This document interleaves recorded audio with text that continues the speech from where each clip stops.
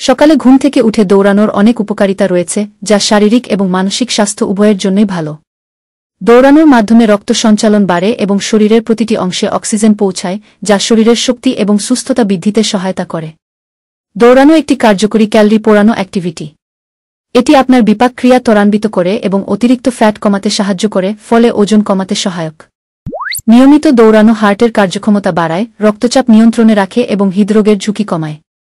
শারীরিক ব্যায়াম যেমন দৌড়ানো মস্তিষ্কে সেরোটোনিন ও ডোপামিন উৎপন্ন করে, যা মানসিক চাপ কমাতে এবং মনোবল বাড়াতে সাহায্য করে।